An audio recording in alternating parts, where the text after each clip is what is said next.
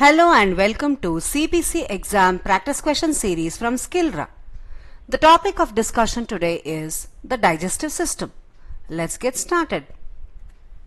Question 1. Presence of blood in stools is called option A hematochezia, option B hematemesis, option C hyperemesis, option D hepatomegaly. The correct answer for this question is option A hematochezia. Let us eliminate the wrong options. Hematemesis means vomiting blood. Hyperemesis is severe persistent vomiting. Hepatomegaly is enlargement of the liver. Question 2. Visual examination of the anus, rectum and sigmoid colon is called option A colonoscopy, option B duodenoscopy, option C proctosigmoidoscopy, option D gastroscopy. The correct answer for this question is option C proctosigmoidoscopy.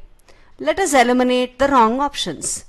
Colonoscopy is examination of the colon, duodenoscopy is examination of the duodenum, and gastroscopy is examination of the stomach. Question 3. Where does carbohydrate digestion start in the alimentary canal? Option A small intestine, option B stomach, option C buccal cavity, option D large intestine. The correct answer for this question is option C buccal cavity.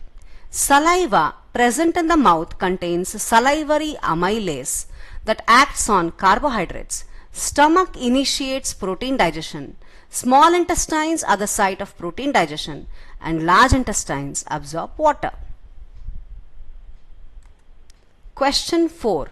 Which of the following organs contain microvilli meant for absorption of food?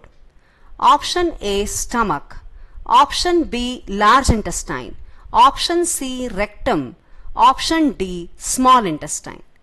The correct answer for this question is option D small intestine.